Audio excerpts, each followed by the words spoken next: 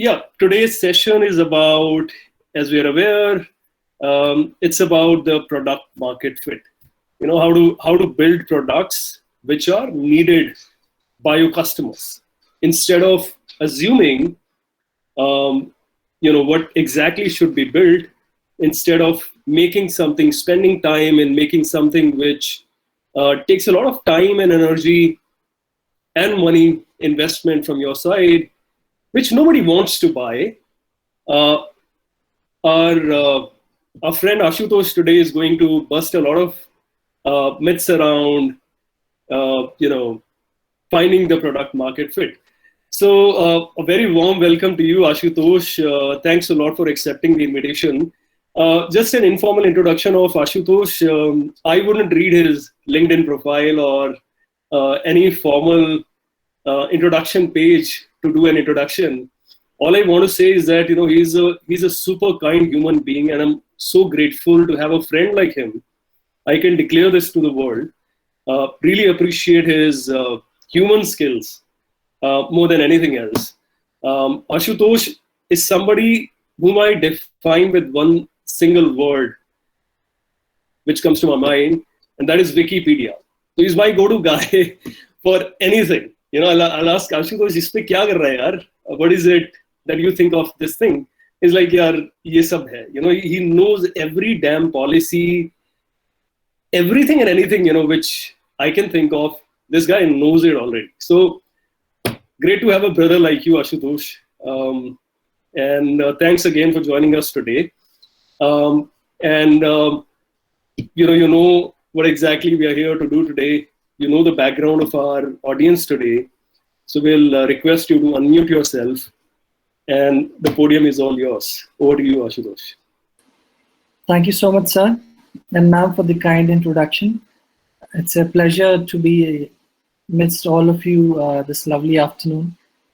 We are in the middle of an extraordinary crisis, but I guess every crisis is an opportunity for an entrepreneur, and we'll all come out stronger together. So I'll like this session to be an interactive session, so I'm not here to give you a speech, or I guess when you put product market fit on YouTube, or if you just Google it out, I mean, there's so many videos that you can easily watch. But I'm here to share my 2 cents on this topic and what I feel about it.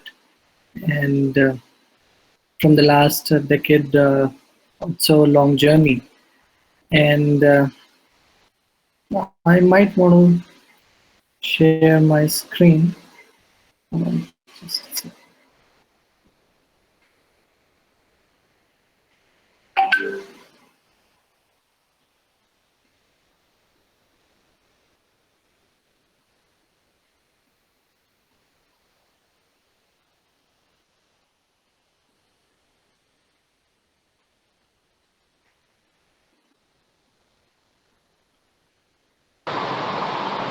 Is my screen visible to all of you?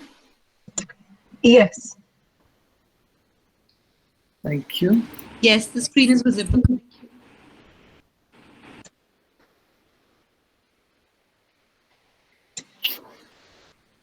All the entrepreneurs from our session are also saying that they are able to see the screen. Perfect. So how many of you have some idea about product market fit? Or all of you feel free to unmute yourself and let's have this in a conversation style. If you have any doubts or questions, feel free to stop me and ask whatever you want to. आप लोग please chat box को use कीजिए, chat box में post कीजिए. If you understand what the product market fit is, please chat box में type कीजिए yes or no.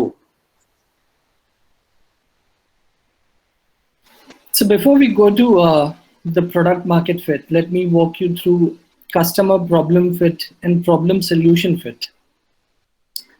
I guess you might have had the opportunity of speaking with other esteemed speakers as well.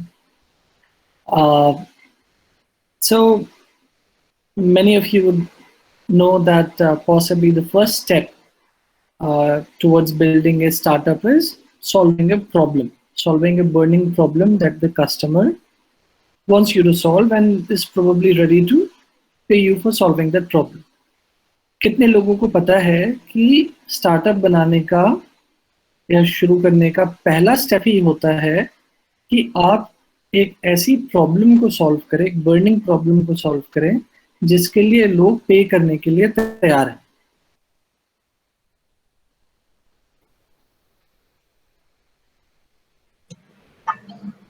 Yes, students and startups, please answer. अगर आप comfortable हैं तो आप unmute कर सकते हैं and answer कर सकते हैं, or you can write it in the chat box. Please keep it an interactive session. Then only we'll be able to take more from our esteemed speaker.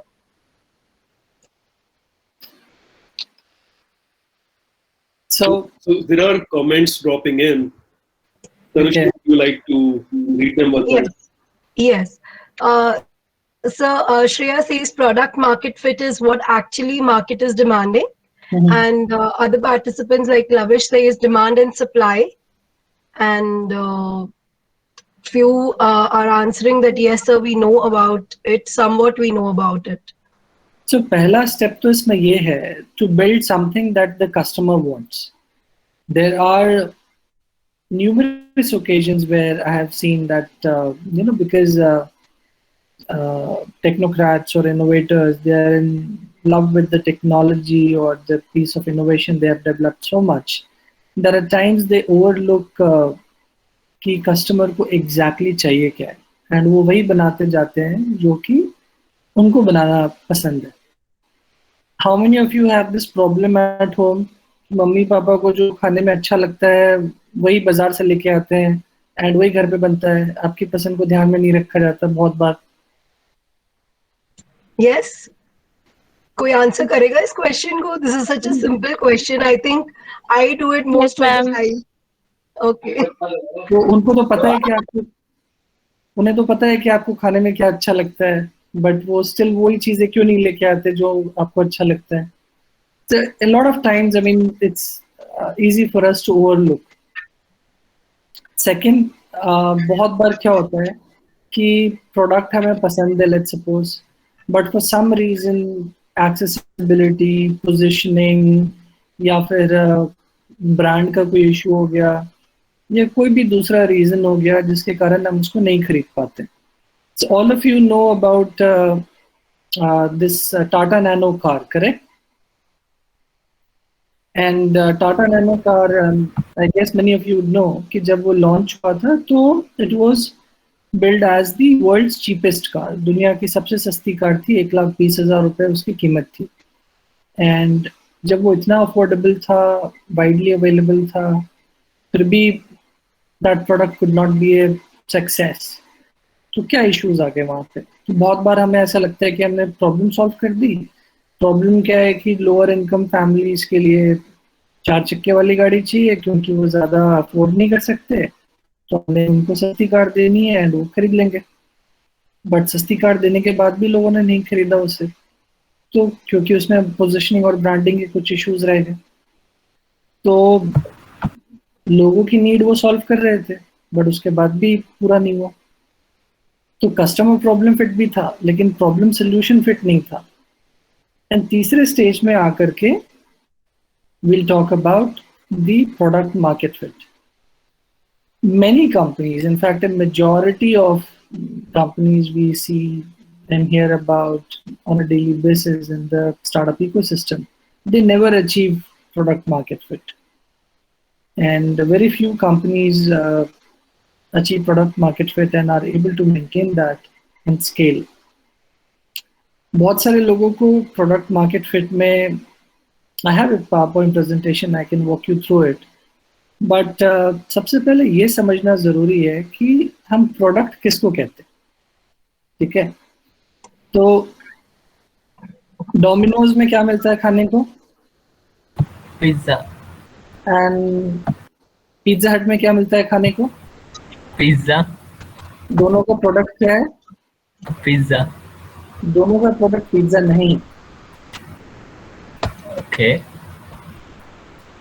ये सबसे ज्यादा जरूरी है समझना कि हमारा प्रोडक्ट क्या है. Right. ठीक है. पिज्जा हट में और डोमिनोज में आप जब खाने गए हो तो आपको कुछ डिफरेंस नजर आया है वहां पे?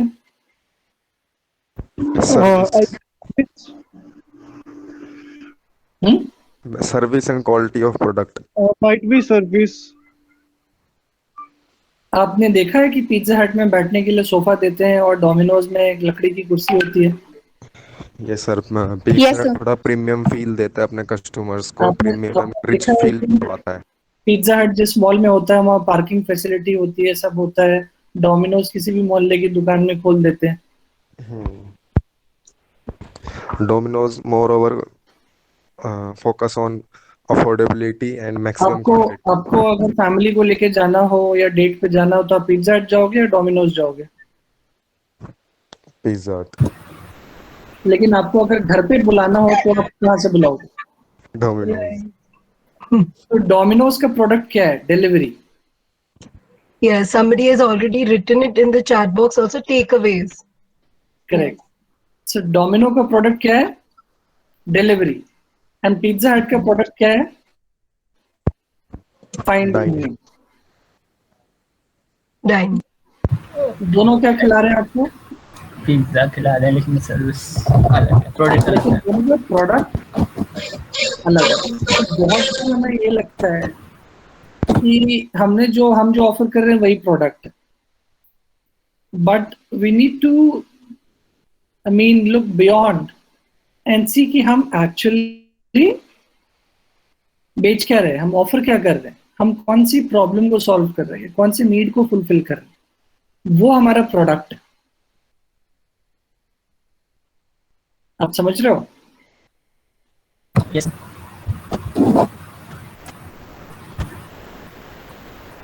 For that reason,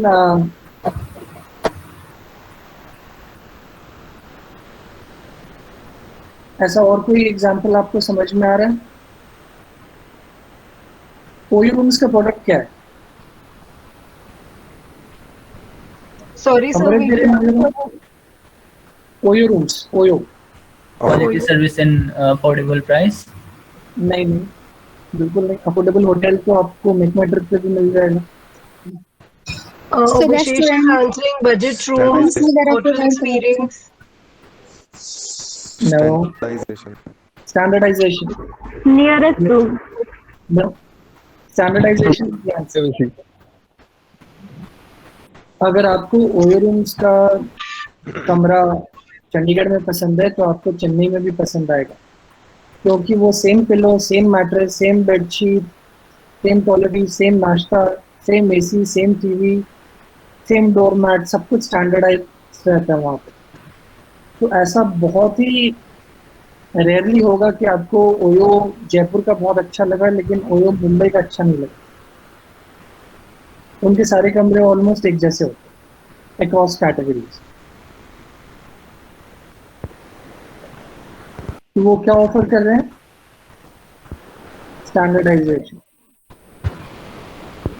अगर मैंने मेक माई ट्रिप पे कोई सस्ता होटल चेन्नई में बुक किया, मुझे पता नहीं है कैसा कमरा होगा मेरा.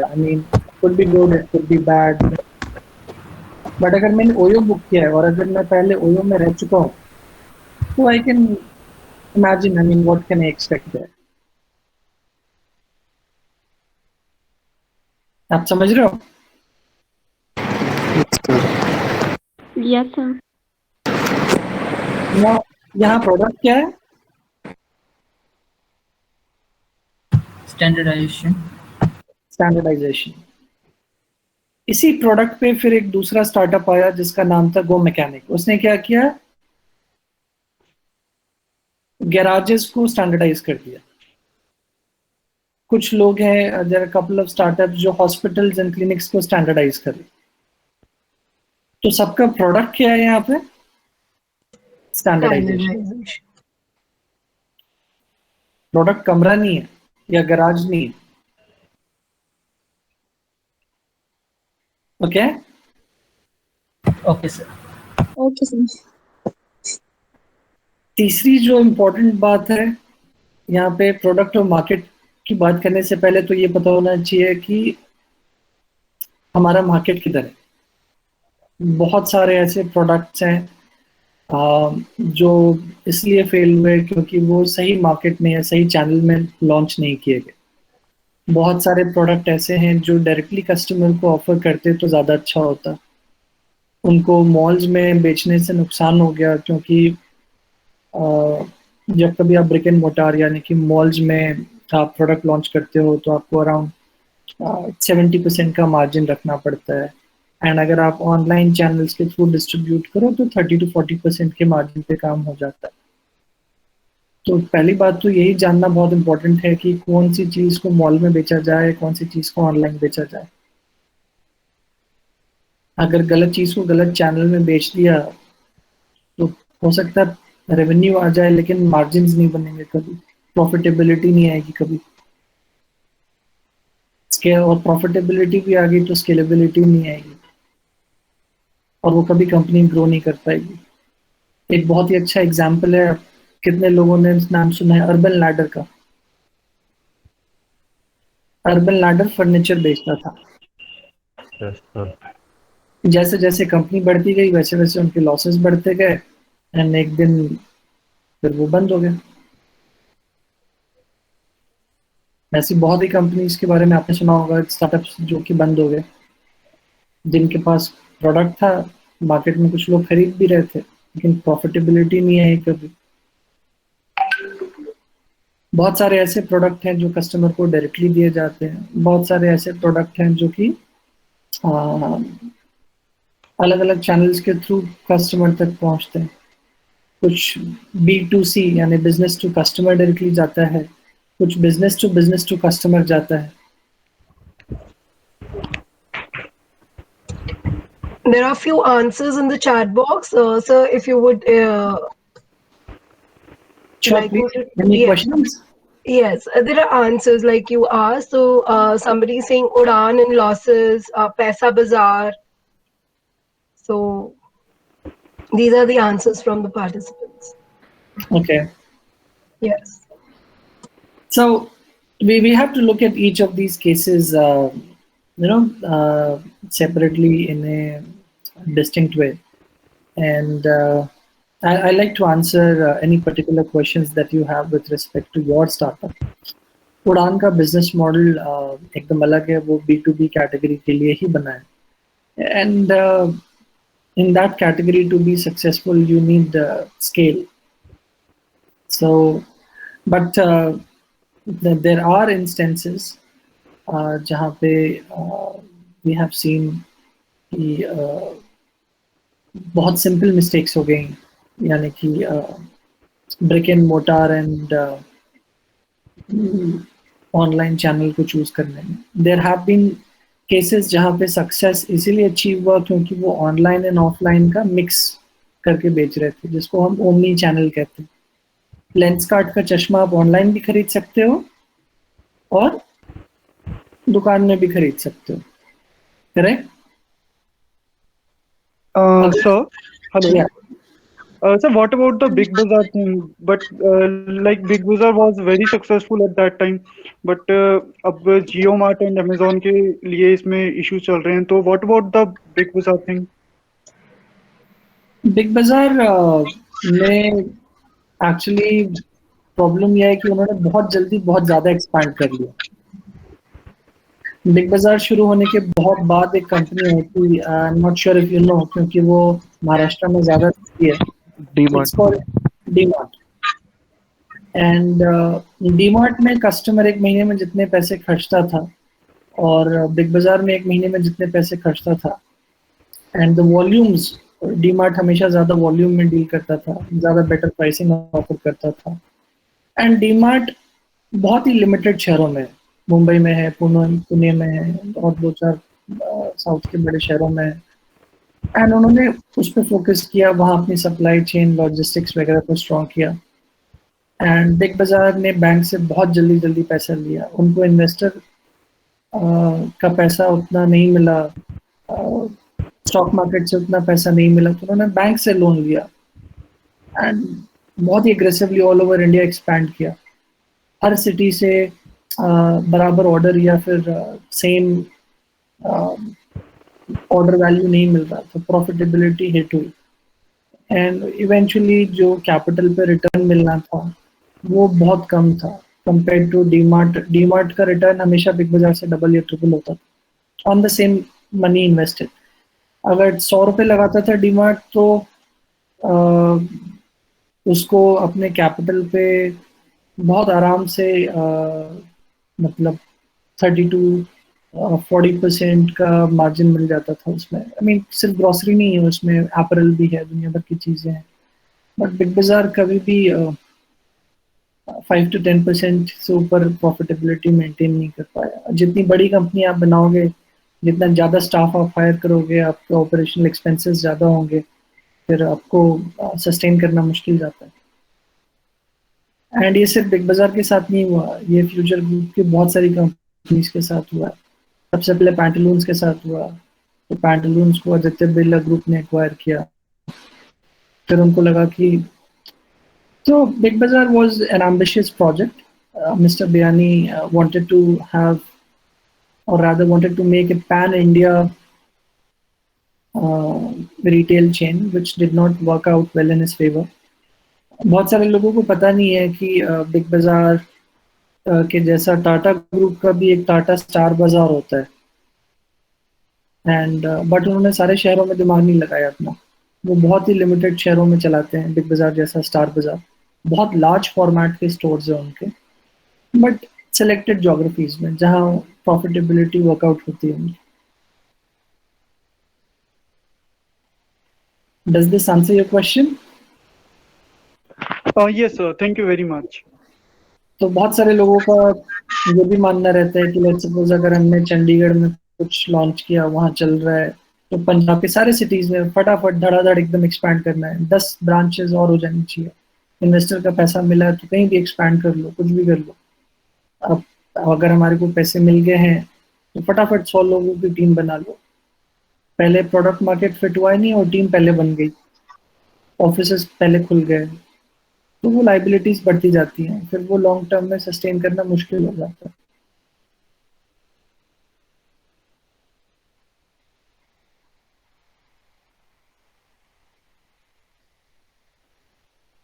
प्रोडक्ट मार्केट फिट का ये मतलब नहीं है कि आपने दुनिया का सबसे ग्रेट प्रोडक्ट बनाना है, आपने बस वो प्रोडक्ट बनाना है। इसीलिए इनिशियली हम कहते हैं ना MVP बनाना है, मिनिमम वायबल प्रोडक्ट, जो कि बेचा जा सके, जिसको कस्टमर खरीद सके, खुशी खुशी खरीद सके। उसमें फीचर्स ऐड होते रहेंगे, नो डाउट। उसमें जो पहला आईफोन आया था, उसके बाद दूसरा आया, तीसरा आया, चौथा आया, और अभी का जो आईफोन है, पहले आईफोन 1 2 3 4 5 को आप कंपेयर करो तो कोई कंपैरिजन ही नहीं है, करेक्ट। बट जब उन्होंने पहला जो मॉडल वो लेके आए थे, लोग उसके लिए भी लाइन में लगे थे, और जो लेटेस्ट मॉडल है उसके लिए भी लग रहे हैं। उसमें कुछ प्रॉब्लम्स हो सकती हैं, कुछ इश्यूज हो सकते हैं उसमें, जिसके कारण लोगों को इनिशियली थोड़ी दिक्कत आए सर्विस नेटवर्क में, या फिर बहुत सारी चीज़ों में। अभी इंडिया में इन द लास्ट 6-7 मंथ्स कुछ इम्पोर्टेड कार्स के 2-3 मॉडल्स लॉन्च हुए हैं जो कि बहुत ज़्यादा पॉपुलर हुए हैं। उनके सर्विस स्टेशन या गराजेस ऑल ओवर इंडिया नहीं है, लेकिन फिर भी लोग खरीद रहे हैं। तो 2-3 चीज़ें हैं जिससे कि हम समझ सकते हैं कि प्रोडक्ट मार्केट फिट है। पहली चीज़ ये कि ऑब्वियसली आप जो कस्टमर के साथ ट्रांजैक्शन कर रहे हो, पहले तो ट्रांजैक्शन होना चाहिए, पहले तो उसको खरीदने वाला कोई हो। फिर आप देखो कि जो ट्रांजैक्शन आपका हो रहा है उसमें यूनिट इकोनॉमिक्स बैठ रही है कि नहीं बैठ रही। अगर नहीं बैठ रही है तो फिर कब बैठेगी। अगर लेट्स सपोज बहुत सारे ऐसे प्रोडक्ट्स होते हैं जो कि 100 पीस में प्रॉफिट नहीं बनता, लेकिन अगर 10,000 पीस बनाओ तो प्रॉफिट बनेगा। तो अगर अभी नहीं बन रहा तो अपने को एग्जैक्टली पता होना चाहिए कैलकुलेशंस के साथ कि कब बनेगा। एंड दूसरी चीज़ ये कि उसमें कस्टमर्स हमेशा फीडबैक देते रहना चाहिए, उसके बारे में बातें होती रहनी चाहिए। वो आप तो मार्केटिंग ब्रांडिंग पीआर करोगे, न्यूज़पेपर में खबरें छपेंगी, but customer should be talking about this and giving you feedback on a very regular basis. And वो अगर हल्का ब्रोकन भी है या कंप्लीट प्रोडक्ट नहीं भी है, तो भी एक वाइड लेवल पे उसकी एक्सेप्टेबिलिटी स्टैब्लिश होनी चाहिए, जिससे कि अपने को पता चले कि प्रोडक्ट मार्केट फिट अभी अचीव हो गया है। Many of you would have seen this curve.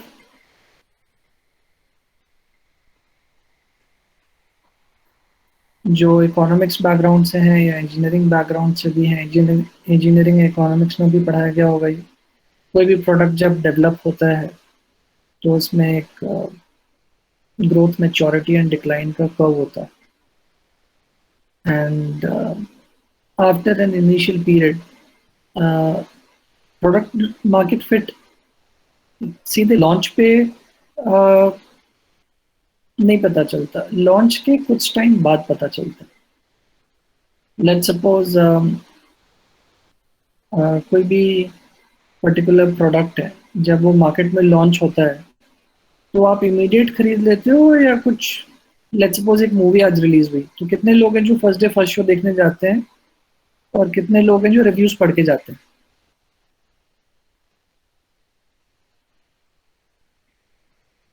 How many of you would go to a movie without watching a review? I can't hear you.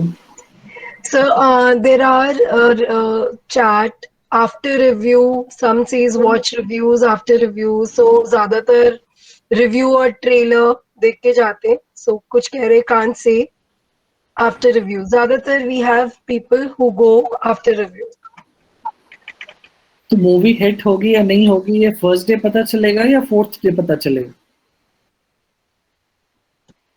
Sir, It fourth depends day. on actors also. Sir fourth day को पता चलेगा sir. Exactly, first day तो हो सकता है कि excitement में बहुत सारे लोग गए हों, वीकेंड है तो ऐसे ही चले गए हों। फ्राइडे सैटरडे तो मतलब ऐसे भी सिनेप्लेक्स में भीड़ हो ही जाती है, बट अगर मंडे को भी भीड़ है इसका मतलब कि वो सस्टेन करेगा, करेक्ट? तो Yes. Yes, sir. एकदम इनिशियल सेटअप कुछ ऑर्डर्स मिलने के बाद प्रोडक्ट मार्केट फिट पता नहीं चलता है। प्रोडक्ट मार्केट फिट हमेशा लॉन्च के कुछ समय बाद पता चलता है, नॉट एग्जैक्टली एट लॉन्च। क्योंकि लॉन्च में क्या होता है कि जो अर्ली अडॉप्टर्स होते हैं वो एक इम्पॉर्टेंट रोल प्ले करते हैं एंड उनको आप फैक्टर नहीं कर सकते, क्योंकि early adopters are those customers who always buy the new product in the market taking some risk. But हर कोई नहीं लेगा, बहुत सारे लोग रिव्यू देख के जाते हैं मूवी देखने या रिव्यूज देख के प्रोडक्ट खरीदते हैं, या अगर सॉफ्टवेयर प्रोडक्ट भी है तो वो रिव्यूज को कंसिडर करते हैं, थर्ड पार्टी ओपिनियंस के बेसिस पे दे बाय दिस। तो वर्ड ऑफ माउथ या बाकी जो फैक्टर्स हैं वो हल्का सा इंट्रोडक्शन के may be a couple of weeks later, I mean, you will come to know कि प्रोडक्ट मार्केट फिट हुआ है।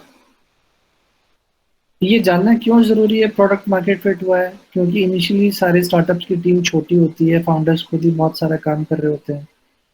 तो अगर प्रोडक्ट बिकने लगा है, रेवेन्यू कुछ आने लगा है या इन्वेस्टर ने कुछ पैसे थोड़े से दिए हैं, तो उसको कैसे खर्चना है और उसका जुडिशियस यूज़ क्या है ये अपने को पता होना चाहिए। अगर प्रोडक्ट मार्केट फिट हमने अचीव नहीं किया और अचानक से बहुत सारे लोग हायर कर लिए, उनकी सैलरीज देनी पड़ रही है, या एक बड़ा ऑफिस ले लिया उसका किराया लग रहा है, या बहुत सारा रॉ मटेरियल खरीद लिया, इन्वेंट्री अब पड़ी हुई है जो कि अब मतलब नॉन परफॉर्मिंग एसेट टाइप हो गया है, तो ये सारे इश्यूज आते हैं क्योंकि हम जो प्रोडक्ट की एक्सेप्टेबिलिटी है at a particular price point in a particular channel, हम उसको ओवरलुक कर लेते हैं। बहुत सारी ऐसी चीज़ें हैं जो कि आप obviously we need some traction,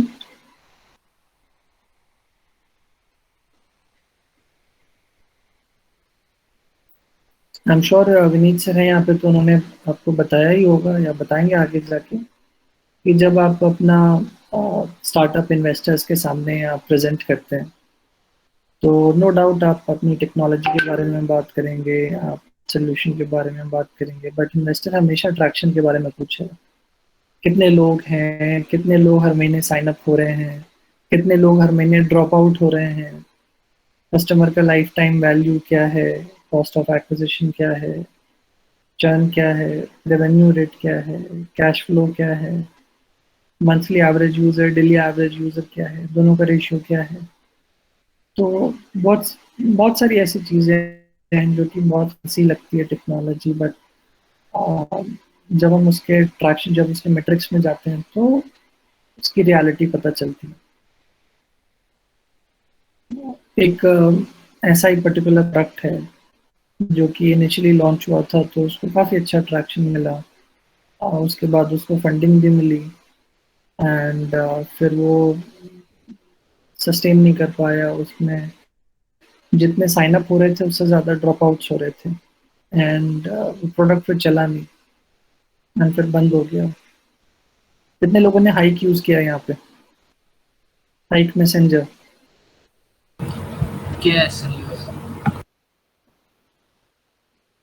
क्या आपने?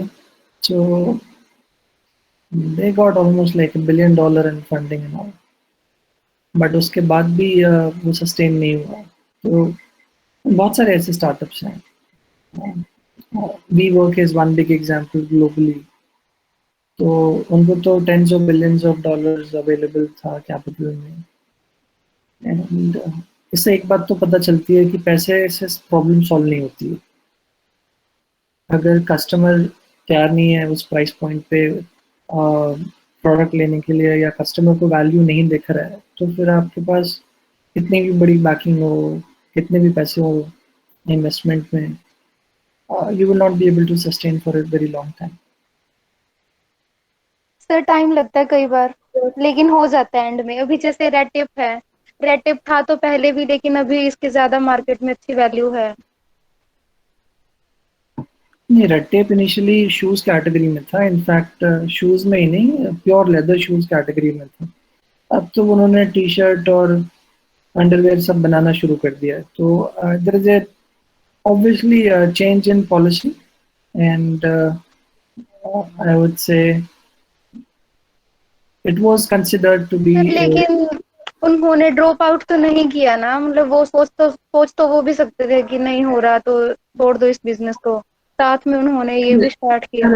करेक्ट। तो अभी ऐसा है कि we are talking about product market fit, we are not talking about company fit. जैसे टाटा ग्रुप है ना, एक इंडिया में बहुत बड़ा ग्रुप है, ठीक है, बहुत सारे टाटा ग्रुप के प्रोडक्ट हैं जो कि मार्केट में पिटे हैं, जो कस्टमर्स ने एक्सेप्ट नहीं किया, जैसे कि टाटा नैनो था, ठीक है। तो फिर टाटा ग्रुप दूसरा कोई प्रोडक्ट बनाया, अब वो चावल दाल बेचने भी शुरू कर दिया उन्होंने, टाटा संपन्न ब्रांड से, वो लोग खरीद रहे हैं। तो हो सकता है कि लोग एक पर्टिकुलर प्रोडक्ट किसी कंपनी का पसंद नहीं करते पर दूसरा प्रोडक्ट पसंद करते हैं। तो यहाँ कंपनी से कोई दुश्मनी नहीं है, यहाँ हम प्रोडक्ट की बात कर रहे हैं, कंपनी की बात नहीं कर रहे। तो रेड टेप जिस प्राइस पॉइंट पे अपने लेदर शूज दे रहा था, एंड वुडलैंड जिस प्राइस पॉइंट पे दे रहा था, एंड जिस तरीके का कंपटीशन था, उस पे अगर हम इवैल्यूएट करें तो फिर अलग चीज़ है। अब रेड टेप टी शर्ट्स बेच रहे हैं, पैजामे बेच रहे हैं, वो चश्मे बेच रहे हैं, ऑलमोस्ट हर चीज़ में आ गए, पूरा फैशन फुल फ्लेजेड, मतलब फैशन ब्रांड बन रहा है अब वो। एंड आई गेस अब स्मॉलर टाउन्स में भी उनके शोरूम्स खुल रहे हैं। तो उन्होंने अपनी स्ट्रैटेजी चेंज की, रीजनेबल प्राइस में बड़ी आइटम प्रोवाइड करवा रहे हैं, अच्छी सर्विस है उनकी, नो डाउट, अच्छी बात है। तो इन्होंने रियलाइज किया होगा ना कि अब हमें जूतों के बियॉन्ड भी जाना है, क्योंकि अगर कोई आदमी शोरूम में आता है तो लेट्स सपोज कोई स्पोर्ट्स खेलने, मतलब जिम जाने वाला आदमी अगर किसी स्टोर में गया है तो उसको सिर्फ जूते नहीं चाहिए, जूते लिए हैं तो फिर टी शर्ट भी चाहिए, पैजामा भी चाहिए, कैप भी चाहिए, एक गुडी बैग भी चाहिए, जिम बैग होता है, करेक्ट। तो अब वो सारे सॉल्यूशंस प्रोवाइड कर रहे हैं। तो उनकी टीम ने रियलाइज किया होगा कि मतलब उनका प्रोडक्ट मार्केट में पूरा फिट नहीं बैठ रहा है उनको, उस पर्टिकुलर ऑडियंस को खुश करने के लिए उनकी ज़्यादा नीड्स फुलफिल करनी है। तो definitely it's not a new company, बहुत पुरानी कंपनी है एंड वो चेंजेस लेकर आए हैं डेफिनेटली। अभी मैं आपको एग्जांपल दे रहा हूँ, मेरे जन्म से भी पहले इंडिया में ब्रांड हुआ करता था, इनफैक्ट अभी भी है, 85% मार्केट शेयर है इस कंपनी का, रसना। आई गेस सभी लोगों को पता होगा, सबने पिया होगा। एंड काफी टाइम तक I guess for almost age 30 years Rasna में कोई चेंज नहीं आया। बहुत सारे लोग आए और गए, कोक और पेप्सी ने अलग अलग फ्लेवर्स लॉन्च किए, बहुत कुछ किया, उनका नहीं चला। 85% मार्केट शेयर है रसना का। बट आजकल लोग हेल्थ कॉन्शियस हो गए हैं बहुत ज़्यादा। आपने देखा होगा लोग इम्यूनिटी की बातें कर रहे हैं एंड फिटनेस फ्रीक भी ज़्यादा हो गए हैं, लोग कैलोरीज की बातें करते हैं। अब रसना ने जो ड्रिंक्स लॉन्च किए हैं उसमें उन्होंने कुछ विटामिन ऐड किए, तो अब वो पर्टिकुलरली मार्केट करते हैं कि विटामिन ए एडेड या कौन कौन से उसमें। तो अब अगर आपको कोई बेवरेज या फिर खाने पीने की चीज़ें बेचनी है तो आपको दिखाना पड़ेगा कि वो health and fitness point of view से आपके लिए अच्छा है, कस्टमर के लिए। आप ऐसे ही कुछ भी नहीं बेच सकते।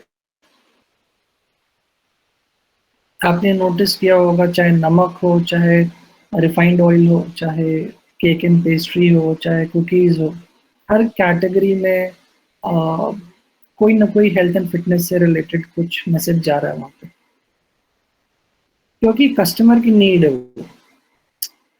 करेक्ट। तो वो ड्रिंक तो उनका वही है, लेकिन वो प्रोडक्ट अब क्या बेच रहे हैं, अब वो फिटनेस बेच रहे हैं, अब वो मतलब हेल्थ पॉइंट ऑफ व्यू में आ गए। तो ऐसे बहुत सारे प्रोडक्ट्स हैं। च्यवनप्राश क्या बेच रहा है, वो गुड हेल्थ बेच रहा है। Correct. So going back to our original, I would say, discussion, Domino's and Pizza Hut. तो वो कैटेगरी कौन सी है आपकी, आपका एग्जैक्टली प्रोडक्ट क्या है, वो हमने देखना है। और ज़रूरी नहीं है कि हमेशा एक बहुत ही अमेजिंग और बहुत ही हाईटेक प्रोडक्ट हो। For a lot of players the product is convenience. ठीक है, बहुत सारे ऐप्स पे आप इलेक्ट्रिसिटी बिल एंड मोबाइल का बिल भर सकते हो, वाटर का बिल भर सकते हो, है ना, बहुत सारे ऐप्स ऐसे। Yes sir. तो उनकी क्या जरूरत है, पहले भी तो लोग भर ही रहे थे किसी ऑफिस में जाके, but now it is more convenient. So convenience can also be A product. Correct. But you have to, I mean, obviously evaluate कि उस कन्वीनियंस के लिए लोग कितना पे करने को तैयार है। किसी ने IRCTC पे कभी ट्रेन की टिकट बुक किया? यस। तो उस पे देखा है कि जब ट्रेन की टिकट बुक करते हैं तो IRCTC का 10 या 20 रुपए का कन्वीनियंस चार्ज लगता है उस पर। और अगर हम स्टेशन पे जाकर टिकट कराएंगे तो वो नहीं लगेगा। हाँ। फिर भी करोड़ों लोग ऑनलाइन कर रहे हैं ना, कन्वीनियंस के लिए 20 रुपए एक्स्ट्रा देके। जब आप बुक माई शो पे फिल्म की टिकट बुक करते हो तो बुक माई शो कन्वीनियंस चार्ज ऐड करता है या नहीं करता है? करता है। बट हम थिएटर पे जाने के बाद वेट नहीं करते वहां तक कि अगर हम वहां गए और तब तक टिकट खत्म होगी तो लोग इसीलिए पहले ही अपनी सीट रिजर्व करना चाहते हैं। उस कन्वीनियंस के लिए लोग एक्स्ट्रा पे करने को तैयार हैं। Correct. Yes sir. So for a lot of, उसमें कुछ भी बहुत हाईटेक नहीं है। The product is very simple. Product is convenience. Book my show का क्या प्रोडक्ट है? Convenience. Right? Nykaa, I guess the ladies here, they might be able to answer. Nykaa का क्या प्रोडक्ट है? Shoes, lipsticks and all. नहीं, Makeup products. Genuine product at one place. नहीं, नायका पे तो जेन्युइन की तो बात ही मत करो आप। जेन्युइन तो कहीं भी Very true. नायका पे सारे मेकअप प्रोडक्ट्स हैं। बट वो तो अमेजोन पे भी मिलते हैं, फिर अलग से नायका बनाने की क्या जरूरत है? बट उस पर सारे प्रीमियम ब्रांड्स प्रोडक्ट्स। अवेलेबल है ना, मतलब लैक्मे का कोई भी ब्रांड मिल सकता है उस ऐसा पर। कोई भी नायका में सर कॉस्मेटिक्स नहीं है जो कि अमेजोन पे नहीं मिलता। Sir only cosmetics. अब ये कोई No. बात नहीं है, कल मैं मोजे की एक अलग वेबसाइट बनाऊंगा जहाँ से मोजा मिलेगा, फिर परसों एक अलग वेबसाइट बनाऊंगा जहाँ से बेल्ट मिलेगा, ऐसा थोड़ी होता है। नायका का प्रोडक्ट क्या है? नायका का प्रोडक्ट है डिस्काउंट। Yeah. नायका का क्या प्रोडक्ट है? डिस्काउंट। डिस्काउंट। करेक्ट। वो कहता है कि अगर मार्केट में ये 300 रुपए की है तो हम 250 रुपए में देंगे या 200 रुपए में देंगे। तो 300 रुपए में नहीं देता, और 300 रुपए में अगर देगा तो कोई खरीदेगा नहीं वहां से। उनका प्रोडक्ट है डिस्काउंट। ऐसे ब्रिक एंड मोटार में एक फ्यूचर ग्रुप का एक और ब्रांड था, ब्रांड फैक्ट्री के नाम से। आपके शहर में है ब्रांड फैक्ट्री? Yes. सर। उसका भी प्रोडक्ट क्या है? डिस्काउंट है। वो ये बिल्कुल नहीं कहता कि हम बेस्ट प्रोडक्ट देंगे, वो ये कहता है कि जो भी मार्केट का रेट है उससे हम हाफ या 1/3 में देंगे।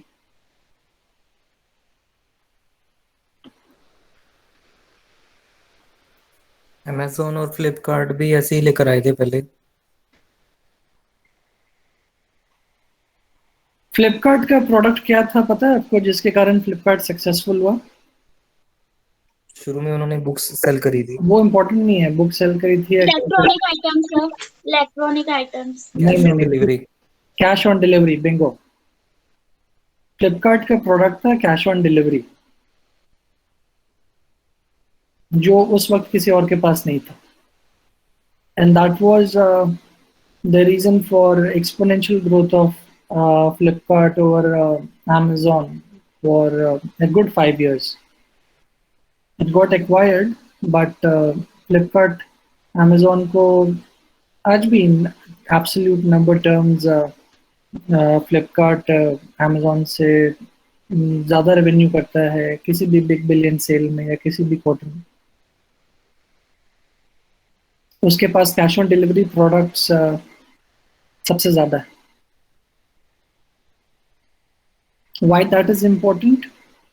It is important क्योंकि इंडिया में बहुत सारे लोग अपने बैंक डिटेल्स आज भी वेबसाइट पे डालने से पहले डरते हैं। वो अपना account number, net banking password, debit card password website पे यूज़ नहीं करना चाहते। उनके लिए बहुत कन्वीनियंट है कि घर पे जब प्रोडक्ट आ जाए तब हम कार्ड स्वाइप कर लें या फिर हम कैश दे दें। बहुत सारी वेबसाइट्स हैं जो कि बुक्स बेच रही हैं, इलेक्ट्रॉनिक्स बेच रही हैं। अब तो खैर cash on delivery as a product offer भी होने लगा है। थर्ड पार्टी प्रोवाइडर्स हैं बहुत सारे, you can integrate cash on delivery anywhere.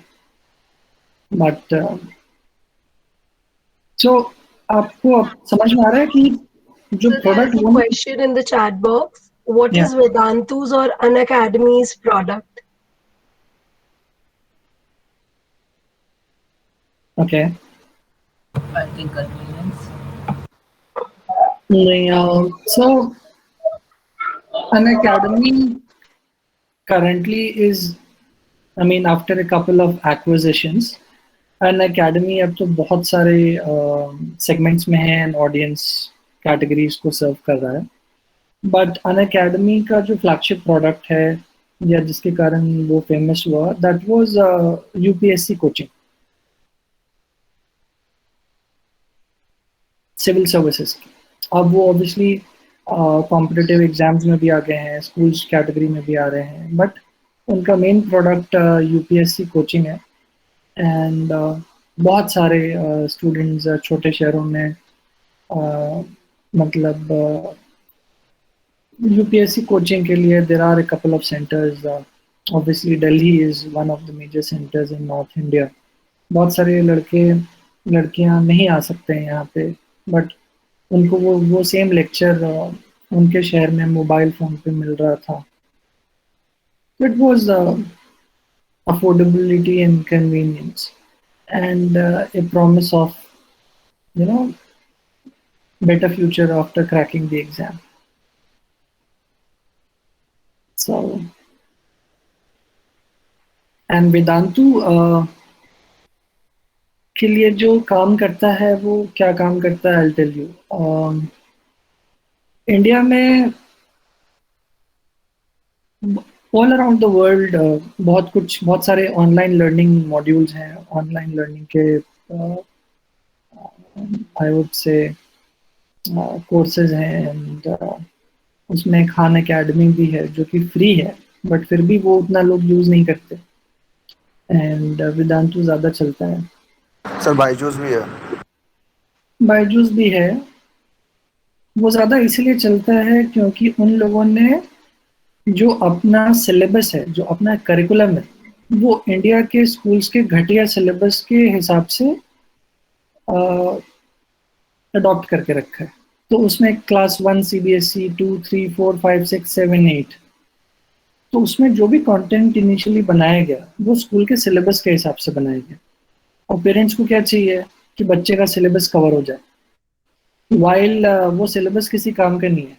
मतलब वो नाउ वी नो दैट जो भी हमने वहाँ पढ़ा वो उतना रेलेवेंट नहीं है. बट सर एनसीईआरटी में काफी अच्छा मैटर दिया हुआ है. अब मैं इसके बारे में बात नहीं करूंगा. एनीवेज, एनसीईआरटी का मैटर बहुत आउटडेटेड है, एंड उसमें बहुत सारी चीजें हम ऐड कर सकते हैं, but for a good reason Vedantu में जो उन्होंने जो कंटेंट वो लेके आए थे, वो ये कर रहा था कि वो सिलेबस कंप्लीट करा रहा था बच्चों को. मतलब क्लास 4 के लिए मैथ, साइंस, फिजिक्स तो होता नहीं है, सोशल साइंसेज एंड ऑल जो भी है, तो वो सब कुछ वहाँ पर दिया हुआ है, इंटरैक्टिव तरीके से दिया हुआ है. एंड ऐसे बहुत सारे ऑनलाइन कोर्सेज अवेलेबल हैं, डिफरेंट आई गेस आज की डेट में hundreds of such portals. But in लोगों ने जो इनके लिए जो काम किया एंड जो अच्छा काम इन्होंने किया वो ये था कि इन्होंने अपना कंटेंट सिलेबस के साथ मैप किया. तो ये डायरेक्टली पेरेंट्स को जाके बोलते हैं कि अगर आप साल भर अपने बच्चे को ट्यूशन कहीं से दिलाते हो तो ट्यूशन का ये खर्चा है. And I am not sure if you guys know, I assume कि आप में से काफ़ी सारे लोग चंडीगढ़ ट्राई सिटी में रहते होंगे, तो वहाँ पे ट्यूशन का क्या है, अभी कितने रुपए लगते हैं वहाँ स्कूल के बच्चों को ट्यूशन जाने के लिए, कुछ आइडिया है? Sir, 1500 for a subject, I guess. 15 to 2000 for a subject. महीने का या घंटे का? For a week classes, alternate days classes. Monthly. Per month. I'll tell you. Monthly for a subject.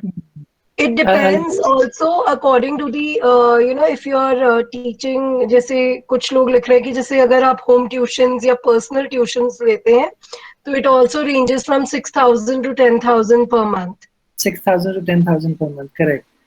तो दिल्ली में, मुंबई में, बैंगलोर में पर मंथ का तो कोई हिसाब ही नहीं होता. एंड ये आज की बात नहीं है, when I was in school तब से यहाँ पर घंटे की बिलिंग होती है, और टीचर 1 घंटा पढ़ाता है तो 1 घंटे के पैसे लेता है, फिर अगली बार के पैसे अलग. तो यहाँ पर मंथ का तो कभी हिसाब ही नहीं था, आज से 20 साल पहले भी नहीं था. Yes sir. Sir home tutor में भी ऐसा होता है सर कि वो पर आवर के हिसाब से लेते हैं. करेक्ट. तो यहाँ पेरेंट्स जो है वो काफ़ी ज़्यादा मतलब पैसे खर्च रहे थे. और दूसरी बात ये भी होती है कि बच्चे को ट्यूशन लगाया, ये भी पता नहीं चलता है कि वो ट्यूशन गया कि नहीं बच्चा, मतलब वो लेसन कंप्लीट हुआ या नहीं हुआ. कोई ट्यूशन टीचर ऐसा कोई पेरेंट्स को अपडेट थोड़ी देते हैं, कहीं से मिलता है किसी ने ट्यूशन बंक कर लिया, पेरेंट को पता ही नहीं है. तो कम से कम जब आप वेदांतु से क्लासेस लगाते हो बच्चे की, तो ये तो आप अश्योर्ड रहते हो कि वो बैठा है वहाँ, क्लास हुआ है, होमवर्क करा है उसने, उसका फीडबैक आता है आपके फ़ोन पे. अगर वो क्लास के लिए नहीं गया तो वो तुरंत पेरेंट को बताएंगे. पेरेंट अश्योर्ड रहता है कि जो भी सिलेबस है, जो भी स्कूल का जो भी कंटेंट है, ये कवर करेगा. कुछ और बताएगा या नहीं बताएगा वो दूर की बात है, बट जितना सिलेबस में उतना तो बताएगा. तो द स्मार्ट प्रोडक्ट जो वहाँ था, दैट वाज सिलेबस के हिसाब से content mapping. I guess Byju's के पास आज भी आईसीएसई बोर्ड का कंटेंट नहीं है। बायजूस के पास आज भी सिर्फ सीबीएसई बोर्ड का कंटेंट है और स्टेट बोर्ड का तो कंटेंट है ही नहीं। आप में से कितने सारे लोग स्टेट बोर्ड से हो? I can't see you, so you have to tell me.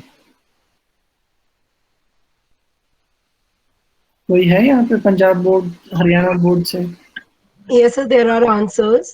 There are few students who are from state board, HPSC, Haryana. Yes, Haryana state board से काफी बच्चे हैं हमारे पास। तो आपके लिए तो वो कंटेंट का भी काम नहीं आएगा क्योंकि स्टेट बोर्ड का सिलेबस तो वो कवर ही नहीं करते। बट ये बात जानने बिना जाने बहुत सारे लोग खरीद भी रहे होंगे। एंड जो पेरेंट्स पे कर रहे हैं, सब्सटेंशियल अमाउंट पे कर रहे हैं, वो इसलिए पे कर रहे हैं क्योंकि होम ट्यूशंस के कंपैरिजन में उनको कन्वीनियंस मिल रही है।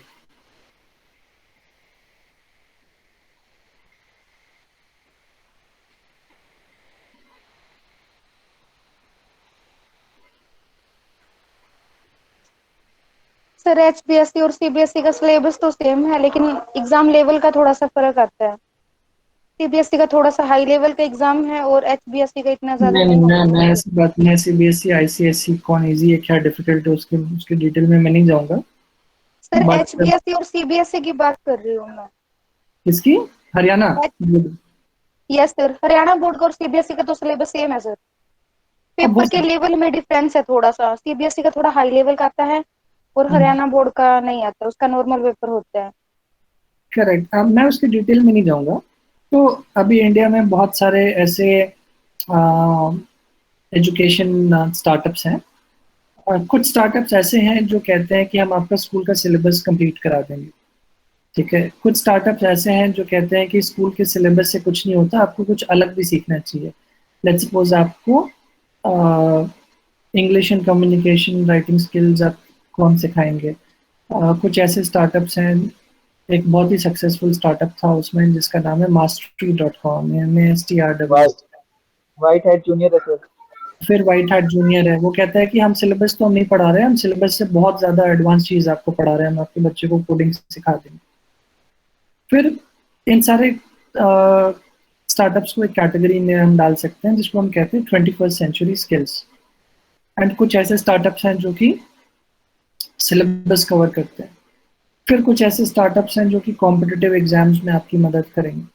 किसी को इंजीनियरिंग या एमबीए का कंटेंट चाहिए तो वो मिलेगा। तो सबके अपने यूएसपीज हैं, सबका अपना अपना प्रोडक्ट है।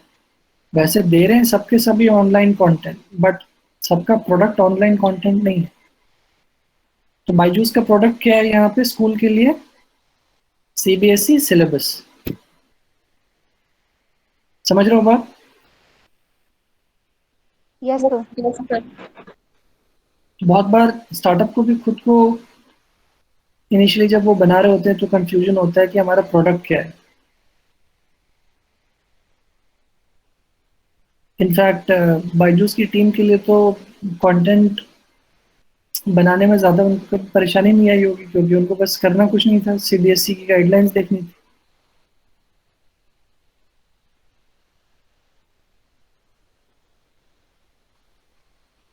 Any questions that you might have? So we had a question earlier from Tamanna Sharma. So she had written in 3 parts. So she's saying if we go for a e-commerce, there is a lot of competition in it. So instead of going fast, are you advising to go slow in it? What is the right way to expand? Then she asks, and the second question is, after some time, with your example of DMart and Big Bazaar, I want to know if we go for e-commerce, there is a lot of competition. So instead of going fast, are you advising? Okay, she is again, so what is the right way to expand? Okay, she's saying the same thing. Yes, this was her question. Okay. So, I mean, I would not be able to comment unless I know what product she's talking about in e-commerce. Would you like to unmute yourself and ask? Yes, Tamanna, are you there? Tamanna, you had a question. Are you there? Yes. Okay, her mic is not working. Organic product she's into. Organic product. I mean, I guess it's a personal care or a beauty product.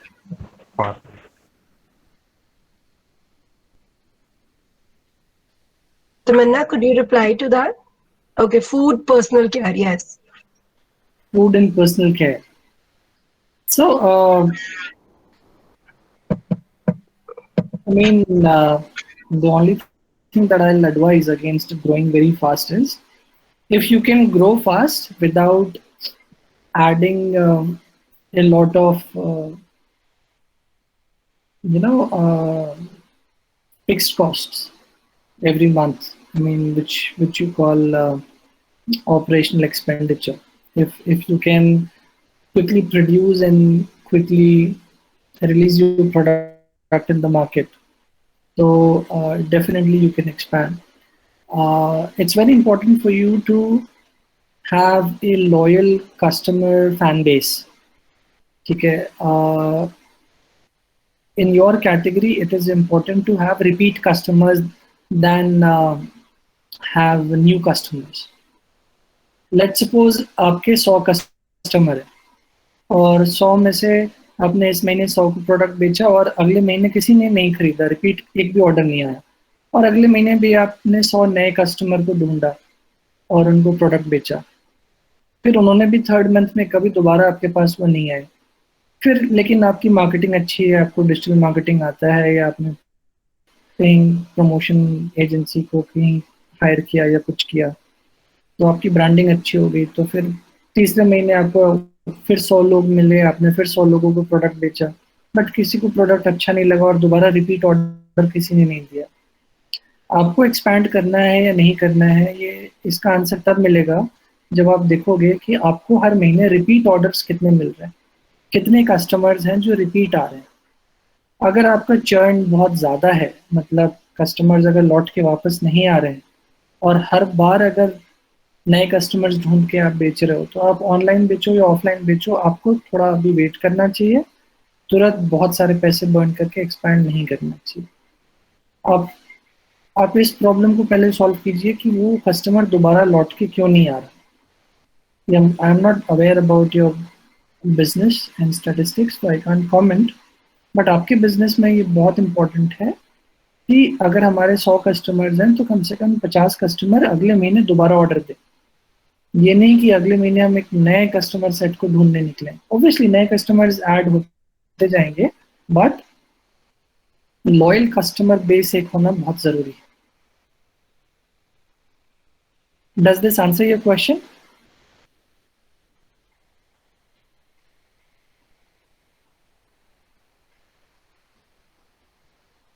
She's saying I'm in idea stage, and yes sir, absolutely. So I think she's okay with your answer.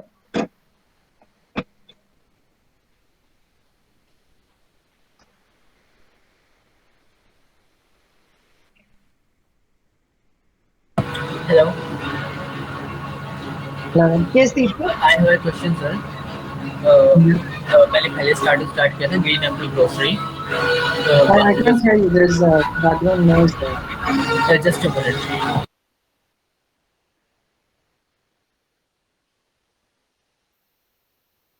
Hello. Yeah, please tell me.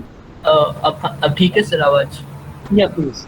Okay, पहले एक start किया था green Apple grocery Bahadurgarh city में, और हमारे जो 90% जो customer थे वो रिपीटेटिव थे, मतलब 3 मंथ तक हमने किया था, लेकिन उसको हमने सिर्फ इसलिए ड्रॉप किया क्योंकि वो प्रॉफिटेबिलिटी मतलब हमें उतनी नहीं आ रही थी जितनी हम ग्रो करने के लिए, मतलब आप क्या प्रोडक्ट क्या था आपका, आप क्या प्रोवाइड कर रहे थे? ग्रोसरी डिलीवरी सर्विस, जैसे you have to answer my question.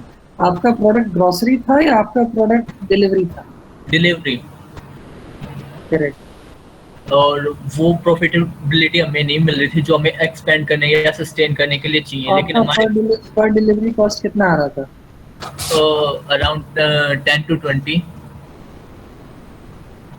तो आप जिस एरिया में डिलीवर कर रहे हो, आपको वहाँ पर एक मार्केट सर्वे करना चाहिए ग्रोसरी का मतलब ये है कि लोगों को बेस्ट क्वालिटी ग्रोसरी चाहिए बेस्ट वैल्यू पे, और डिलीवरी का मतलब है कि लोगों को फास्टेस्ट डिलीवरी चाहिए और क्विक रिस्पांस चाहिए। तो डिलीवरी बिजनेस का मॉडल अलग है और ग्रोसरी बिजनेस का मॉडल अलग है। अगर डिलीवरी कंपनी ग्रोसरी दे रही है, इसका ये मतलब नहीं कि वो ग्रोसरी कंपनी बन गई।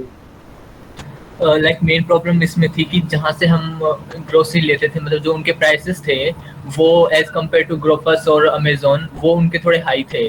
तो यूजर हमारे पास तभी आएगा जब डिस्काउंट भी मिलेगा, तो हम डिस्काउंट उनको अपने अमाउंट से दे रहे थे। तो नहीं देना है ना। देखो, कुछ चीजें हमेशा होती हैं। Let's suppose, I am not sure आप अपने घर में कभी मम्मी पापा के साथ राशन लाने गए हो कि नहीं गए हो। कुछ चीजें होती हैं जो लोग बल्क में खरीदते हैं, एक महीने का एक बार में खरीद लेते हैं। हाँ हाँ हाँ। और कुछ छोटी मोटी चीजें होती हैं जो कि रेगुलर हर दिन या हर हफ्ते लोग खरीदते हैं, उसको हम मंथली नहीं खरीद सकते। करेक्ट। लेट्स सपोज मैंने शक्कर जो है वो एक महीने का एक बार में खरीद लिया 5 किलो, बट क्या मैं मिल्क एक महीने का एक बार में खरीद सकता हूँ? नहीं खरीद सकता। मिल्क मुझे हर रोज चाहिए, अंडा चाहिए, ब्रेड चाहिए, बटर चाहिए। क्या मैं अगले 3 महीने का बटर एक साथ खरीद के रख सकता हूँ क्योंकि बहुत सस्ता मिल रहा है अभी? नहीं।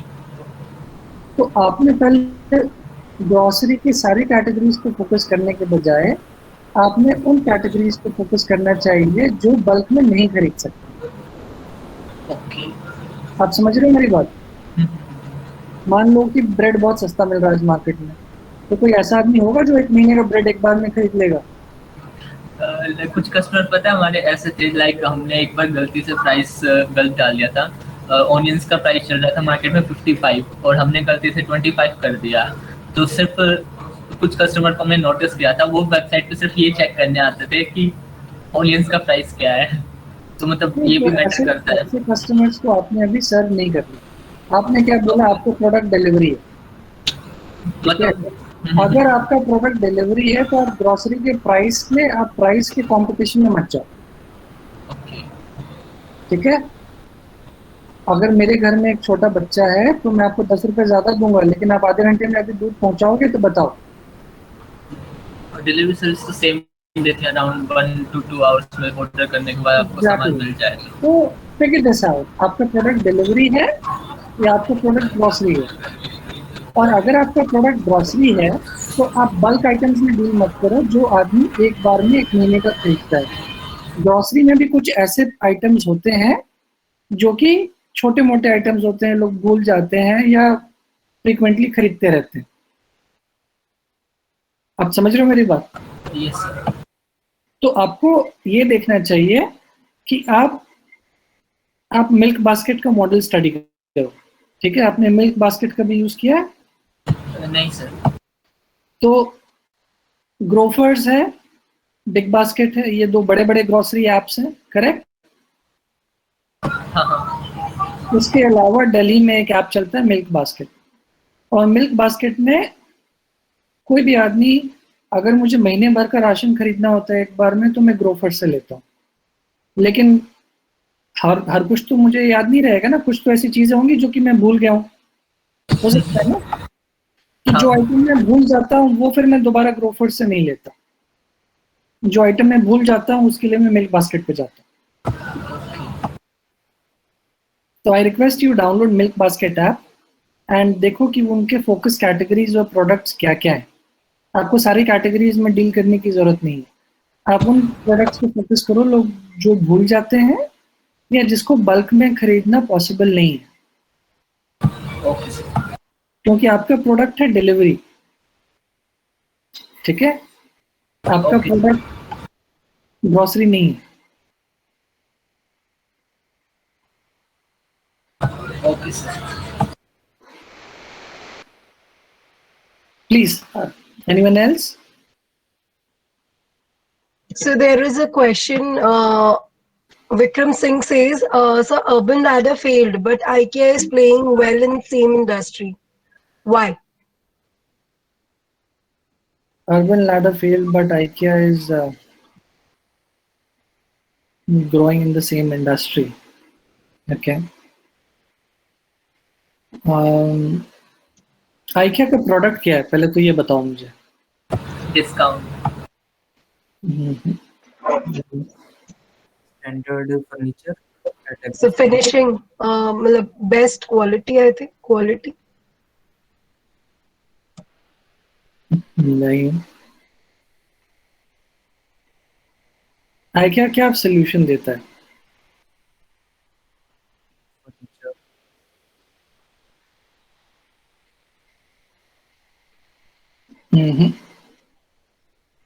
No.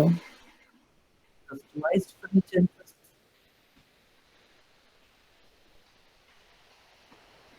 Is it in-store experience? Affordability. It's design. Design.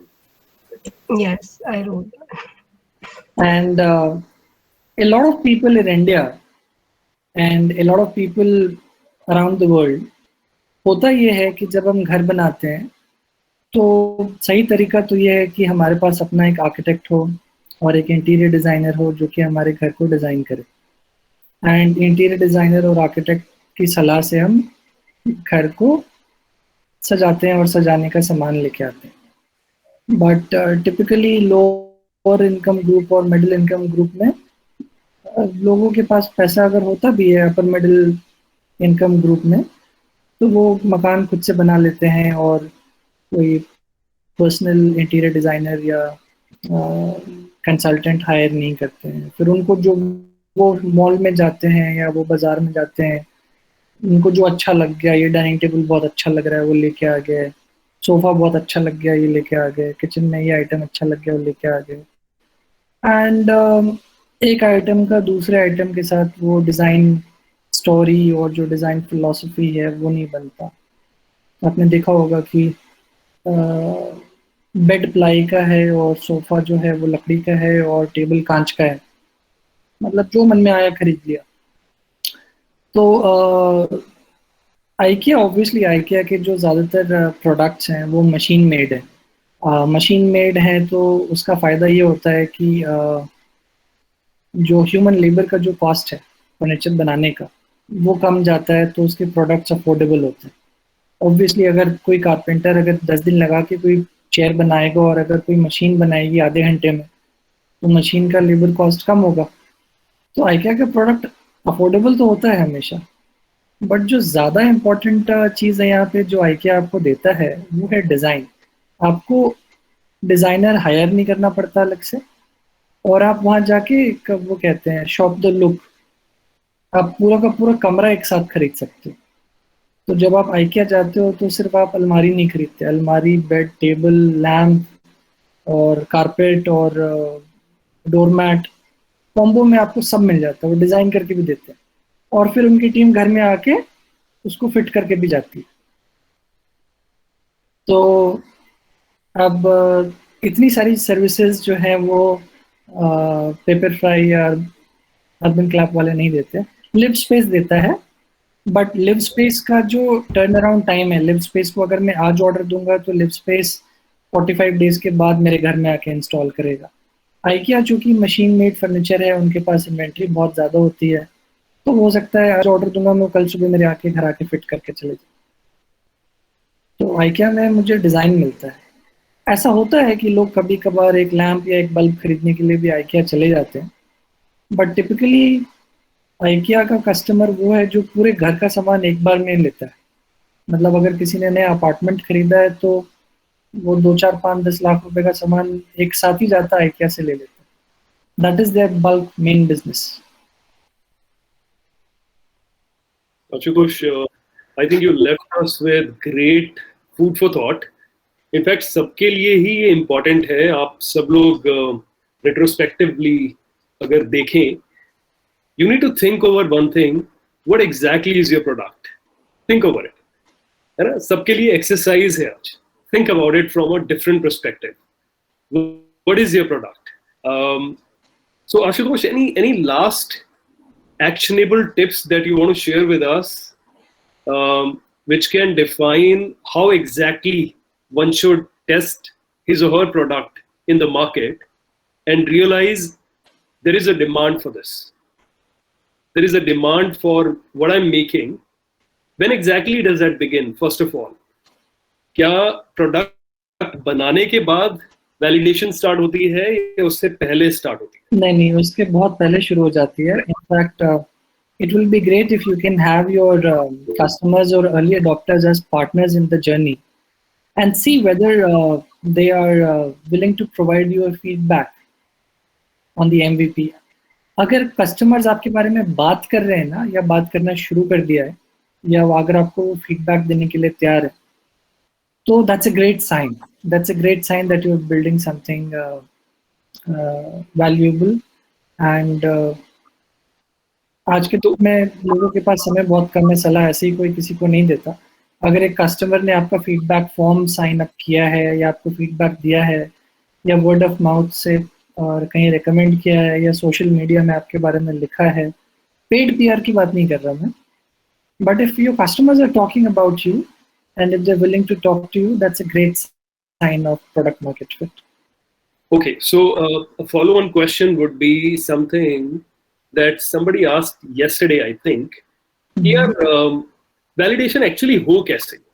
जब आप फॉर्म्स किसी को फिल करने के लिए देते हैं, people are not interested. You know, all these initial Facebook, Instagram campaigns that you might want to run just to see कि क्या लोग ऐसे प्रोडक्ट या सर्विस में इंटरेस्टेड होंगे, उसमें भी लोग इंटरेस्ट नहीं लेते. तो what exactly is the way forward? आज मेरे पास एक आइडिया है and I want to build a product. How do I know exactly कि क्या लोग इसमें इंटरेस्टेड होंगे? उसके क्या तरीके हैं वैलिडेशन? प्रोडक्ट मेरे पास नहीं है, ये तो बस मुझे पता है ना, कस्टमर को कहाँ पता है कि मेरे पास प्रोडक्ट नहीं है? करेक्ट. वैसे कस्टमर को ढूंढा कहाँ जाए जिनसे सिर्फ ये वैलिडेट किया जाए? ऐसे लोगों को ढूंढा कैसे जाए? ऐसे आप कर सकते हैं. Let's suppose I mean the biggest and the best example here would be Tesla. Tesla is selling technologies they haven't invented yet. वो initially Model 3 कार थी, या जो अभी साइबर ट्रक है, वो कोई भी प्रोडक्ट का प्रोटोटाइप बना के लॉन्च कर देते हैं और एडवांस ऑर्डर लेते हैं, और वो प्रोडक्ट बना ही नहीं है, उसकी टेक्नोलॉजी भी इन्वेंट नहीं हुई है अभी, बट एडवांस ऑर्डर अगले 3 साल 4 साल का ले रखा है उन्होंने. तो उनको आइडिया हो जाता है कि हमारे पास कितने ऑर्डर्स आएंगे, कितना रेवेन्यू हम बना सकते हैं. उसके बाद वो जाते हैं मार्केट से कैपिटल अरेंज करने के लिए, सप्लाई चेन फिगर आउट करने के लिए and all. In fact most recently last week मैंने क्या हुआ, एक अभी OnePlus का नया वॉच आया, लॉन्च हुआ, एंड OnePlus के वॉच का जो ऐप है प्ले स्टोर में, वो चाइनीज़ ऐप था जो कि इंडियन मार्केट के लिए कॉन्फ़िगर्ड नहीं था. उन्होंने प्रोडक्ट लॉन्च कर दिया, और पहले तो प्रोडक्ट मिल नहीं रहा था, तो people and anybody can list their product on any third party website, या फिर अपना एक लैंडिंग पेज बना सकते हैं, साइन अप्स ले सकते हैं. A lot of these brands they do this at this point in time, कि अर्ली साइन अप्स ले लेते हैं, एंड प्रोडक्ट के salient features आप वहाँ पे मेंशन कर दीजिए, and see how many people are signing up for updates, how many people are talking about it. And फिर जब मैंने वॉच ले लिया और जब मेरे घर पे आया, तो मैंने देखा कि इसका तो सॉफ्टवेयर ही अभी रेडी नहीं है. वॉच बेच दिया उन्होंने मुझे बिना सॉफ्टवेयर के. अब उसके बाद मुझे तकलीफ हुई. I was able to download the software and put it in my watch and all. बहुत सारे लोग उसको सर्विस सेंटर ले जाके सॉफ्टवेयर अपडेट कर रहे हैं, but they were able to sell something which was not ready. So, and ship भी कर दिया. So ऐसा मत करना, but you can always have a landing page and ask people to sign up and let people know when it's ready. बहुत सारे Kickstarter campaigns ऐसे ही होते हैं. People first collect the money and then they go about building the product. And even SaaS products, for that reason, they have a freemium model and they ask people to sign up for a paid और test product beta में. तो या तो उसके लिए अपनी website बनानी पड़े, या थर्ड पार्टी वेबसाइट पे भी टेस्ट कर सकते हैं. I guess that could be a good way. Let's suppose you are जो फिटनेस इन किसमें, I guess herbal, what was the name of the lady? Tamannaah, I think. Yeah, what was she doing? Yes, sir. Sir, organic products.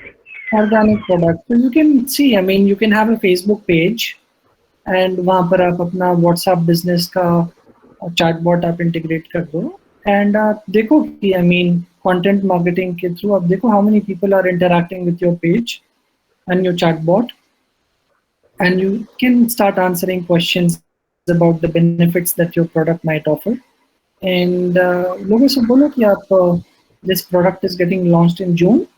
Product का cost 1000 rupees है but अगर आप अभी sign up करेंगे तो आपको 500 रुपये में मिलेगा 500 रुपये डिस्काउंट है आपके लिए तो क्योंकि आपने अभी साइन अप किया है आप एडवांस में बुकिंग करा रहे हो तो आपको हम डिस्काउंट देंगे बाद में इसका प्राइस बढ़ जाएगा तो सेम OnePlus वालों ने मेरे साथ किया मैं खुद बता रहा हूँ क्या हुआ उन्होंने मुझे बताया कि वॉच 17,000 की है लेकिन अगर आप अभी खरीदोगे तो 12,000 में आपको मिलेगा अभी आपको हम कैशबैक देंगे बट बाद में 17,000 की मिलेगी मैंने भी सोचा कि अभी ले लेता हूँ मतलब हो सकता है 5,000 रुपये बच जाए बट जब मेरे पास आया तो उसका सॉफ्टवेयर ही रेडी नहीं था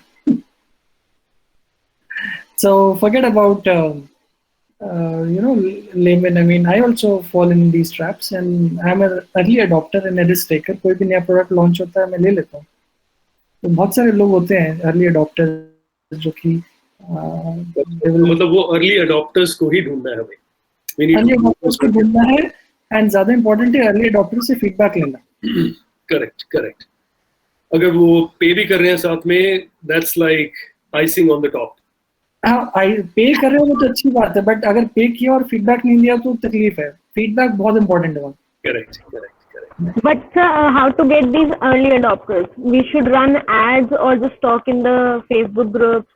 नहीं सिर्फ एड ही सारा सोल्यूशन नहीं है डिजिटल मार्केटिंग के अलावा उसमें एक शब्द है कंटेंट मार्केटिंग आप जिस कैटेगरी में हो आपके लिए कंटेंट मार्केटिंग ज्यादा काम करेगा यू कैन स्टार्ट कुछ फ्रेंड्स ढूंढो इन्फ्लुएंसर्स ढूंढो in the health and fitness space and उन इन्फ्लुएंसर्स के थ्रू या ब्लॉगर्स आप ढूंढो या एफिलिएट मार्केटर्स आप ढूंढो ठीक है इसका ज़रूरी ये नहीं है कि आप फेसबुक पे पैसे बर्न करके आप एक पेड कैंपेन चला रहे हो लास्ट में पता चला कि 10 लोगों ने साइन अप किया और मतलब 50,000 रुपये का कैंपेन हो गया तो you can find bloggers you can find influencers you can find affiliate marketers जो कि आपको लीड्स ला के दें and you can share the commission with them Okay. Because in every post, if we pitch, that will also not look good. Just so that we are only pitching and just selling us. You don't have to talk about your product. You have to possibly find out ways where other people are talking about it. इसीलिए influencers के साथ, health and fitness food bloggers के साथ, affiliate marketers के साथ, I'm sure Vineet can help you find many of them. तो affiliate marketers, influencers और bloggers आप देखो आपके रीजन में टॉप 10 फूड ब्लॉगर्स कौन है तो उनके पेज पे आपका लिंक होना चाहिए या आपका मेंशन होना चाहिए आपके प्रोडक्ट का and then the traffic can be diverted to your page आप अपने प्रोडक्ट के बेनिफिट्स और यूजर्स के बारे में एक पेज बनाओ and see how many people are liking it how many people are signing up for it So I think what we can do is we can take another master class on this subject, and we can give you many other ways to find your early adopters. Does that work? Please write in the comment box if that is what you like. अगर हम ये ऐसे एक session अलग से organize करें, आप चाहते हो हम अलग से organize करें, you can write in the comment box, and we'll take the note. Ashutosh, since we've run out of time already. One last thing that I want to ask on behalf of everybody, probably one question that people have been asking session after session is how should I find my co-founders? Like I have an idea, how do I find if there are people around जो उसी level of passion या complementary skill sets के साथ available हो मुझे join करने के लिए? So we have given our thoughts already. Everyone has come up with their thoughts. What are your thoughts on this? So, I had my own share of mistakes. I'm much wiser now. I guess the right match would strike when you find a person who's equally passionate about solving that problem that you are solving. Technology आएगी, change होगी, product में incremental innovations होते रहेंगे, पैसा बनेगा. But if the co-founder doesn't share your passion for solving that problem, तो कहीं ना कहीं कॉन्फ्लिक्ट आएगा. कॉन्फ्लिक्ट आने के बाद भी there are ways to resolve it. ऐसा नहीं होता कि हर कॉन्फ्लिक्ट के कारण कंपनी टूट जाती है, but instead of figuring out कि बाद में वो प्रॉब्लम्स को कैसे रिजॉल्व करें, एंड आजकल co-founders एग्रीमेंट होता है, लीगल क्लॉजेस पहले डाल दिए जाते हैं, but sharing this same passion is much more important than having legal protection through a piece of paper. So how about complementing skill sets? How do you ensure that you get people with? Yeah, obviously complementary skill sets are important, but I mean, if I have to find someone, I mean, I'll find somebody जिसको वो सारी चीजें पता है जो मैं नहीं जानता. अगर कोई exactly मेरे जैसा है तो फिर उसको लेके कोई फायदा नहीं है team. So suppose if I am a full stack marketer, I would look for a full stack developer. अगर कोई full stack developer है तो full stack marketer लेगा. अगर कोई backend developer है तो वो UI UX वाला बंदा लेगा जो उसका front end बना सके. अगर UI UX वाला है तो वो database वाले को लेगा जो उसका database बना सके. So always, I mean, you try and find somebody who is complementing your skill sets. ऐसा नहीं कि वो exactly मेरे जैसा है और हमें साथ में बहुत मजा आता है and we have a lot of fun together. तो उसको co-founder भाई वो मिलेंगे कहाँ? That is what. The point is where to find them. What are the forums where you find them? How do we find them? Yeah, how do we find them? That's what.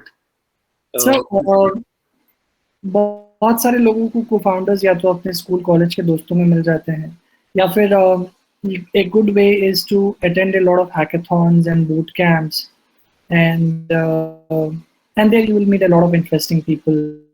And so I met Vineet when we were both attending a boot camp, and we both signed up for attending that in different capacities. But we had to do a startup together, bro. Yeah, I mean that's how we first interacted. Yeah. And if ever we do a startup together, I mean, it comes down to attending a boot camp together. Correct. So you can attend hackathons, not only in your college, but all over India. आप देखो कहाँ hackathons हो रहे हैं. Bangalore में, Chennai में, Mumbai में, Kolkata में. International boot camps आप attend करो. You'll find people who share your passion and your interest, and who can complement you with the skills that you need. Perfect. I think since we've run out of time, we can't take any more questions. But what we can do, guys, is post your questions in the WhatsApp group that we have. Yes. And we're going to ask Ashutosh separately, get you the answers. And an additional request here is to please mention, either unmute yourself and say it, or write in the comment box. आपको आज का session कैसा लगा वो बताइए, कि आशुतोष भाई को भी पता चले जो आज 1.5 घंटा लगाया हमारे साथ. So there are already a lot of compliments that Ashutosh sir, it's so good to hear from you. And there was Deepshikha mentioning that I really liked today's session. It's given me completely a new perspective altogether. And the question which you asked was, do they need any other masterclass on this? There were a lot of yes in the chat box, and people are still saying best ever, excellent, awesome session, enlightening, very nice, amazing, knowledgeable, very nice session. So the compliments are not stopping. They are just coming and coming. So I think this shows that students today, the participants, the entrepreneurs have really liked the session, and they have because the kind of questions and the interactions which was going on, that also shows that they were interested, they were asking, and they were understanding what sir was saying. Correct. Very thought-provoking for sure. Yes. Ashutosh, thank you so much again for your time, buddy. We'll connect again, and hope I'll come back with more questions that you can answer. Sure. Thank you for having me Thank today. you so much, sir. Thank you.